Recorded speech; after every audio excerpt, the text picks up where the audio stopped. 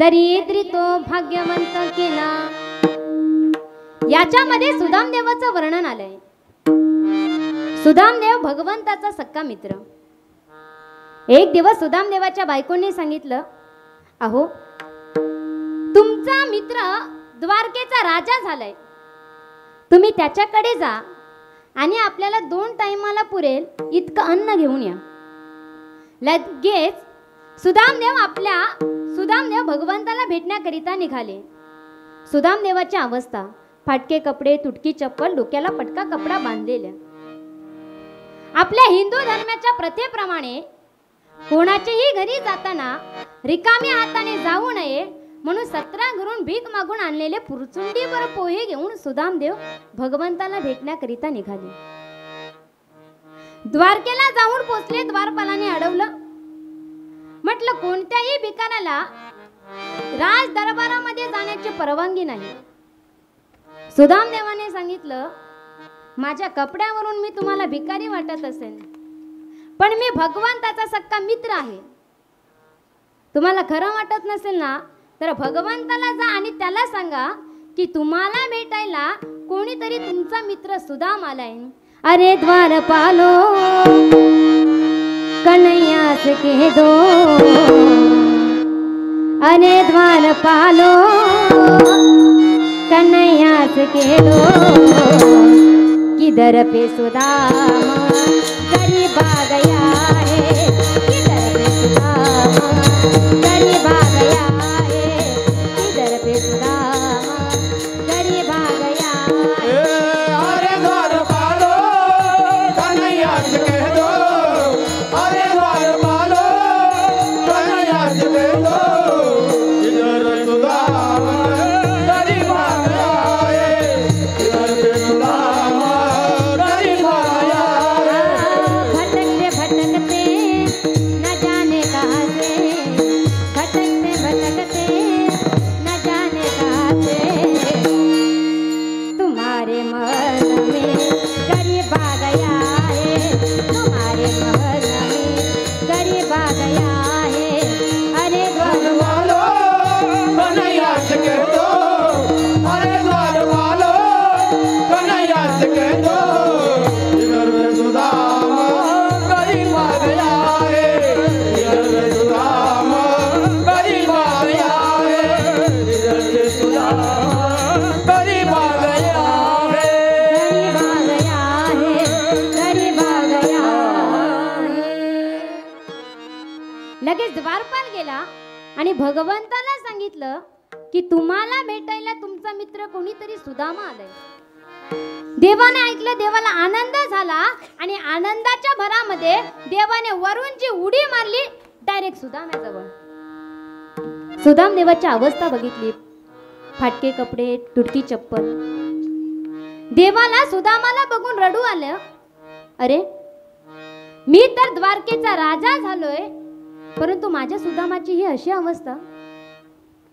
त्यावेळेला सुदामदेव ती पोह्यांची पुरचुंडी आपल्या कमरेला लपवू लागला. देवाने लगेच सुदामाच्या कमरेला हात घातला आणि हात घातल्याबरोबर ती पोह्यांची पुरचुंडी फुटली. सगळे पोहे जमिनीवर पडले, परंतु माझ्या भगवंताने ते जमिनीवर पडलेले पोहे हे आनंदामध्ये माझा भगवंत खाऊ लागला. पोहे सुदाम देवाचे पोहे, सुदाम देवाचे पोहे, सुदाम देवाचे पोहे, सुदाम देवा.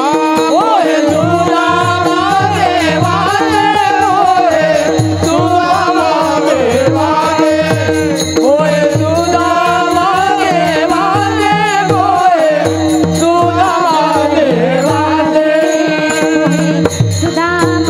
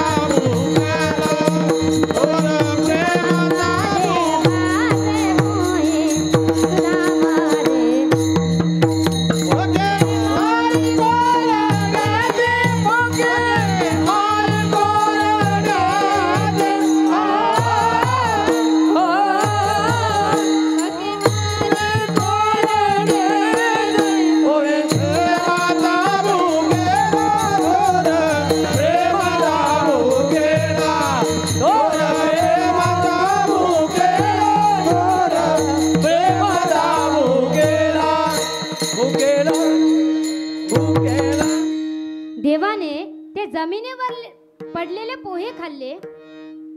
सुदाम देवाला विचारलं, अरे सुदामा, तुला काय मागायचे ते मागून घे.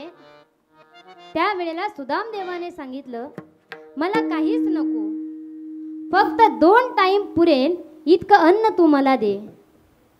भगवंताने सुदाम देवाचा भाव बघितला आणि एकट्यालाच नाही तर संपूर्ण गावच सोन्याचा करून दिला.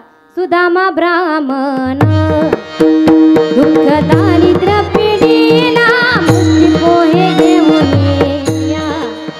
त्याच भेटी लागे गेला सुदामावते कोणीया. गाव सोन्याचा दिला, गाव सोन्याचा दिला, विठोबाचा धर्माला.